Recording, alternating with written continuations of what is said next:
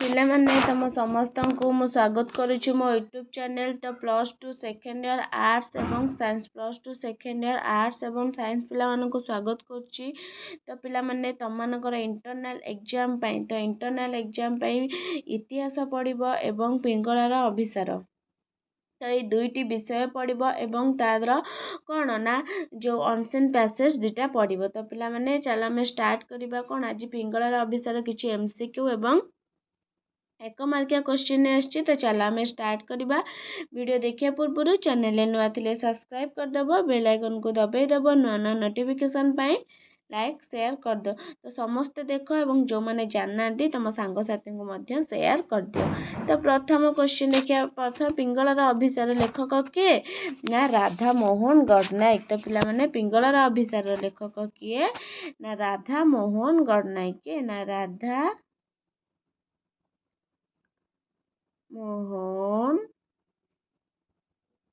ଗଡ଼ନାୟକ। ବୁଝିହେଲା?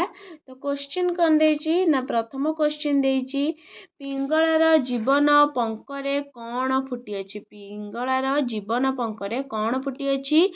ଗୋଲାପ, କେତକୀ, ଶତଦଳ ନା କୁମୁଦ? ତ କ'ଣ ଫୁଟିଅଛି? କ'ଣ ଫୁଟିଅଛି? ନା ପିଙ୍ଗଳାର ଜୀବନ ପଙ୍କରେ କ'ଣ ଫୁଟିଅଛି? କ'ଣ? ନା ଅପସନ୍ ହେଇଯିବ କୁମୁଦ, ନା ହବନି। କେତକୀ ହବନି। ଗୋଲାପ ତାହେଲେ କ'ଣ ହବ? ନା ଅପସନ୍ ସି ହେଇଯିବ ଶତଦଳ। Next question. ମଧୁର ଲହରେ କିଏ ବହି ଆସେ? ମଧୁର ଲହରେ କିଏ ବହି ଆସେ? ଲହରୀ ନା ବର୍ଷା ନା ଜଳଧାରା ନା ସମୀର? ତ ମଧୁର ଲହରେ କିଏ କ'ଣ ନା ବହି ଆସେ? କିଏ ବହି ଆସେ? ହେଉଛି ଅପସନ୍ ଡି ହେଉଛି ସମୀର ବହି ଆସେ। ନେକ୍ସଟ। ସତ ବନଗିରି କାନ୍ତାରେ ବୁଲି ପିଙ୍ଗଳା କାହାକୁ ଭେଟିବ? ସତ ବନଗିରି କାନ୍ତାରେ ବୁଲି ପିଙ୍ଗଳା କାହାକୁ ଭେଟିବ? ପ୍ରେମର ଧନ ନା ଗୁରୁ ନା ବନ୍ୟଜନ୍ତୁ ନା ଝରଣା? ତ କ'ଣ ହବ ପିଲାମାନେ ଏଇଟା? ନା ପ୍ରେମର ଧନ। ଅପସନ୍ ଏ ହେଇଯିବ ପ୍ରେମର ଧନ। ନେକ୍ସଟ। ସରଗର ଅମର କନ୍ୟା କିଏ? ସରଗର ଅମର କନ୍ୟା କିଏ? ଲକ୍ଷ୍ମୀ ନା ପିଙ୍ଗଳା ନା ସଚୀ ନା ସରସ୍ୱତୀ? ସରଗର ଅମର କନ୍ୟା କିଏ? ସରଗର ଅମର କନ୍ୟା କିଏ? ନା ହେଇଯିବ ପିଙ୍ଗଳା। କିଏ? ନା ଅପସନ୍ ବି ହେଇଯିବ ପିଙ୍ଗଳା। ନେକ୍ସଟ। ସର୍ପିଣୀ ସମ ପିଙ୍ଗଳା ସୃଷ୍ଟିର ତଳେ କ'ଣ ସୃଜିଲା? ସର୍ପିଣୀ ସମ ପିଙ୍ଗଳା ସୃଷ୍ଟିରେ ତଳେ କ'ଣ ସୃଜିଲା? ଅମୃତ ନା ଫୁତ୍କାରା ନା ବିଷ ନା ବିଜୁଳି? ସର୍ପିଣୀ ସମ ପିଙ୍ଗଳା ସୃଷ୍ଟିରେ ତଳେ କ'ଣ ସେ ସୃଜିଲା? କ'ଣ ସୃଜିଲା ପିଲାମାନେ? ବିଜୁଳି ହବନି, ଫୁତ୍କାରା ହବନି, ଅମୃତ ତାହେଲେ କ'ଣ? ନା ଅପସନ୍ ସି ହେଇଯିବ ବିଷ। ନେକ୍ସଟ। ପବିତ୍ର ସଂସାରରେ ପିଙ୍ଗଳା କ'ଣ ଭରି ଦେଉଥିଲା? ପବିତ୍ର ସଂସାରରେ ପିଙ୍ଗଳା କ'ଣ ଭରି ଦେଉଥିଲା? ପାପ ନା ପୁଣ୍ୟ ନା ବିଷ ନା ହାହାକାର? ପବିତ୍ର ସଂସାରରେ ପିଙ୍ଗଳା କ'ଣ ଭରି ଦେଉଥିଲା? ନା ପବିତ୍ର ସଂସାରରେ ପିଙ୍ଗଳା କ'ଣ? ନା ପାପ ଭରି ଦେଉଥିଲା। କ'ଣ? ନା ପାପ। ନେକ୍ସଟ। ପିଙ୍ଗଳା ଆଉ କେଉଁ ଦୀପ ଜାଳିବ ନାହିଁ? ପିଲାମାନେ ପିଙ୍ଗଳା ଆଉ କେଉଁ ଦୀପ ଜାଳିବ ନାହିଁ? ସଞ୍ଜ ଦୀପ ଜାଳିବ ନାହିଁ ନା ପୂଜା ଦୀପ ଜାଳିବ ନାହିଁ ନା ଜ୍ଞାନ ଦୀପ ଜାଳିବ ନାହିଁ ନା କେଳି ଦୀପ ଜାଳିବ ନାହିଁ? କେଉଁ ଦୀପ ପିଙ୍ଗଳା ଆଉ ଜାଳିବ ନାହିଁ? ନା ପିଙ୍ଗଳା ଆଉ କେଳି ଦୀପ ଜାଳିବ ନାହିଁ। ନେକ୍ସଟ। ମରତ ପଥର ଅମର ବନ୍ଧୁ ଅନ୍ତର ବିମୋହନ କାହା ଉଦ୍ଦେଶ୍ୟରେ କୁହାଯାଇଛି? ମରତ ପଥର ଅମର ବନ୍ଧୁ ଅନ୍ତର ବିମୋହନ କାହା ଉଦ୍ଦେଶ୍ୟରେ କୁହାଯାଇଛି? ତ କାହା ଉଦ୍ଦେଶ୍ୟରେ? ପିଙ୍ଗଳାର ପ୍ରେମିକ ନା ଧନିକ ଯୁବକ ନା ରସିକ ନାଗର ନା ପରମ ପୁରୁଷ? ମରତ ପଥର ଅମର ବନ୍ଧୁ ଅନ୍ତର ବିମୋହନ କାହା ଉଦ୍ଦେଶ୍ୟରେ କୁହାଯାଇଛି? ତ କାହା ଉଦ୍ଦେଶ୍ୟରେ ପିଲାମାନେ କୁହାଯାଇଛି? ନା ହେଇଯିବ ଡି ପରମ ପୁରୁଷ। କାହା ହେଉଛି? ନା ପରମ ପୁରୁଷ ଉଦ୍ଦେଶ୍ୟରେ କୁହାଯାଇଛି। ନେକ୍ସଟ। ସଚେତନ ପିଙ୍ଗଳାର ଅଙ୍ଗପୁଲକକୁ କାହା ସହିତ ତୁଳନା କରାଯାଇଛି? କାହା ସହିତ ତୁଳନା କରାଯାଇଛି? ପ୍ରସ୍ଫୁଟିତ ପଦ୍ମ ସହିତ ନା ବରସାର ନିପ ସହିତ ନା କରକିତ କେତକୀ ସହିତ ନା ବିକଶିତ ମଲ୍ଲୀ ସହିତ? ତ କାହା ସହିତ ତୁଳନା କରାଯାଇଛି ପିଲାମାନେ? ନା ବରସାର ନିପ। ଅପସନ୍ ବି ହେଇଯିବ କ'ଣ? ନା ବରସାର ନିପ ସହିତ କ'ଣ? ନା ସଚେତନର ପିଙ୍ଗଳା ଅଙ୍ଗପୁଲକକୁ ତୁଳନା କରାଯାଇଛି। ଯାଇଛି। ନେକ୍ସଟ, ପିଙ୍ଗଳା କେଉଁ ନଗରୀର ନଟି ଥିଲା? ପିଙ୍ଗଳା କେଉଁ ନଗରୀର କ'ଣ ନା ସେ ନଟି ଥିଲା?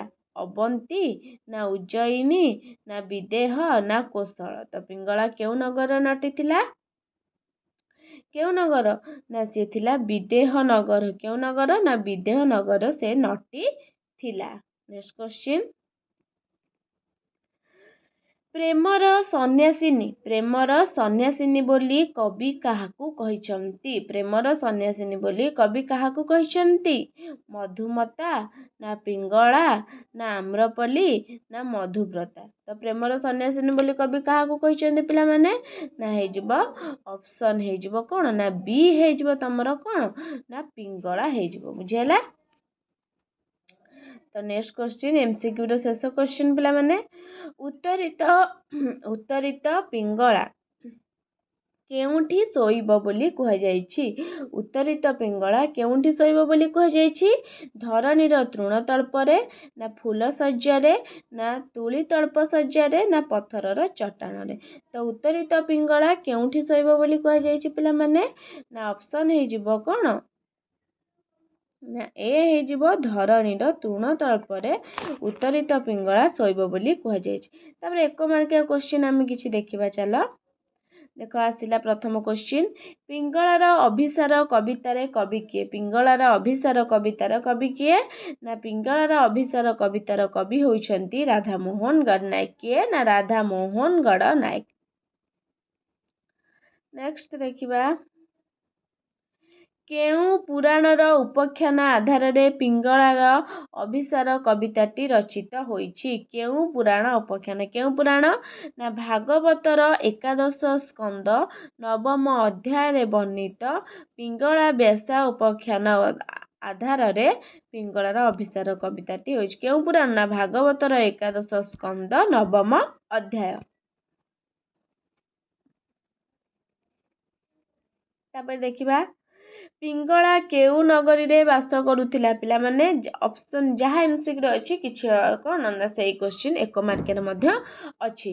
ପିଙ୍ଗଳା କେଉଁ ନଗରରେ ବାସ କରୁଥିଲା? ନା ପିଙ୍ଗଳା ବିଦେହ। କେଉଁ ନଗର? ନା ବିଦେହ ନଗରୀରେ ବାସ କରୁଥିଲା। ନେକ୍ସଟ କ୍ୱେଶ୍ଚିନ୍, ବାରବଧୂ ବୋଲି କବି କାହାକୁ କହିଛନ୍ତି? ବାରବଧୂ। ବାରବଧୂ ବୋଲି କାହାକୁ କୁହାଯାଇଛି ପିଲାମାନେ? ନା ବାରବଧୂ ବୋଲି କାହାକୁ? ନା ପିଙ୍ଗଳାକୁ ବାରବଧୂ ବୋଲି କୁହାଯାଇଛି। ବୁଝିହେଲା? ତାପରେ ପିଙ୍ଗଳା ମନରେ କାହିଁକି ବିରାଗ ଆସିଥିଲା? ପିଙ୍ଗଳା ମନରେ ପିଲାମାନେ କାହିଁକି ବିରାଗ ଆସୁଥିଲା?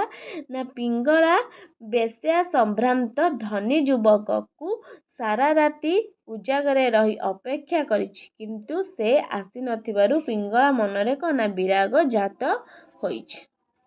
ନେକ୍ସଟ, ଦିବ୍ୟ ପରମଧନ ବୋଲି କାହାକୁ କୁହାଯାଇଛି? ଦିବ୍ୟ ପରମଧନ ବୋଲି କାହାକୁ କୁହାଯାଇଛି? କାହାକୁ କୁହାଯାଇଛି ଦିବ୍ୟ ପରମ ଧନ ବୋଲି ପିଲାମାନେ? ନା ଭଗବାନ ପରମ ପୁରୁଷ। କାହାକୁ? ନା ଭଗବାନ ପରମ ପୁରୁଷଙ୍କୁ ଦିବ୍ୟ କ'ଣ ନା ପରମ ଧନ ବୋଲି କୁହାଯାଇଛି। ତାପରେ ମରତ ପଥର ଅମର ବନ୍ଧୁ କିଏ? ମରତ ପଥର ଅମର ବନ୍ଧୁ କିଏ? କିଏ? ନା ମରତ ପଥର ଅମର ବନ୍ଧୁ ହେଉଛନ୍ତି ପରମ ପୁରୁଷ। ନେକ୍ସଟ, ପିଙ୍ଗଳାର ପଙ୍କିଳ ଜୀବନରେ କ'ଣ ଫୁଟିଛି ବୋଲି କୁହାଯାଇଛି? ପିଙ୍ଗଳାର ପଙ୍କିଳ ଜୀବନରେ କ'ଣ ଫୁଟି? ତ ପିଲାମାନେ ଇଏ ବହୁତ ଗୁରୁତ୍ୱପୂର୍ଣ୍ଣ କ୍ୱେଶ୍ଚିନ୍ ଗୁଡ଼ାକ। ନିଶ୍ଚିନ୍ତ ଇଣ୍ଟରନାଲ ଯଦି ଏଇ ଦୁଇଟା ବିଷୟ ତମେ ପରଫେକ୍ଟଲି ପଢ଼ିକି ଯାଉଛ ତ 100% ତମେ ତାର ଦବ ଇଣ୍ଟରନାଲରେ 20କୁ ଆଉଟ୍ ଅଫ୍ 20 ଆଣିବ। ବୁଝିହେଲା ପିଲାମାନେ? ତ ତମମାନେ ମାତ୍ର 2ଟା ବିଷୟ, ମୁଁ ଜାଣିଛି 2ଟା ବିଷୟ ତମର ଆରାମରେ ହେଇଯିବ। ତ ବୋର୍ଡ଼ ଏକ୍ଜାମ ତମେ ଯଦି ସବୁ ବିଷୟ ହେଉଛି ଇଣ୍ଟରନାଲ ପାଇଁ 20 ମାର୍କ ମାତ୍ର, ତମର 2ଟା ବିଷୟ ହେଇଯିବ, ନିଶ୍ଚିନ୍ତ ହେଇଯିବ। କେହି ବୁଲାବୁଲି କର ନା, ତମର ସମୟ ଅଛି ତମ ପାଖରେ, ପଢ଼ ପିଲାମାନେ। ବୁଝିହେଲା? ଏବଂ ତମ ସାଙ୍ଗସାଥି ଯେଉଁମାନେ ଜାଣିନଥିବେ ତାଙ୍କୁ ମଧ୍ୟ ବି ସେୟାର କରିଦିଅ।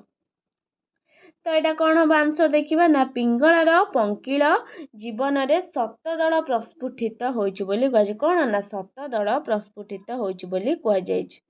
ନେକ୍ସଟ, ପିଙ୍ଗଳାର କାହିଁକି ଧନ ସମ୍ପଦ ଲୋଡ଼ା ନାହିଁ ବୋଲି କୁହାଯାଇଛି? ପିଙ୍ଗଳାର କାହିଁକି ଧନ ସମ୍ପଦ କିଛି ଲୋଡ଼ା ନାହିଁ ବୋଲି କୁହାଯାଇଛି ପିଲାମାନେ? ନା ମୋ ପ୍ରାଣନାଥ ଛନ୍ତି ପାଶେ ମୁହିଁ ନ ଦେଖି ମୋହ ବେଶେ ତେଣୁ ଧନ ସମ୍ପତ୍ତି ସକଳ ପ୍ରାଚୁର୍ଯ୍ୟ ରୂପ ଯୌବନ ଲୋଡ଼ା ନାହିଁ ବୋଲି କହିଛି କିଏ ନା ପିଙ୍ଗଳା।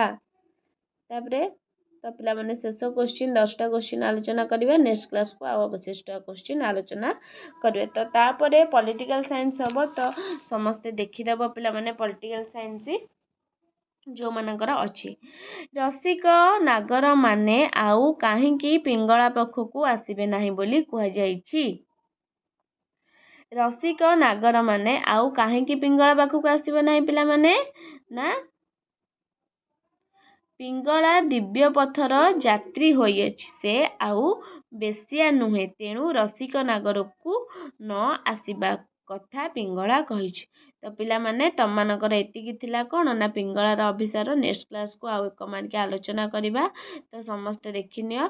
ତ ଭିଡ଼ିଓଟି ସମସ୍ତଙ୍କୁ ଭଲ ଲାଗିଥିଲେ ଲାଇକ୍ ସେୟାର ସବସ୍କ୍ରାଇବ୍ କରିଦେବ। ରହୁଛି ପିଲାମାନେ ଧନ୍ୟବାଦ। ଜୟ ଜଗନ୍ନାଥ।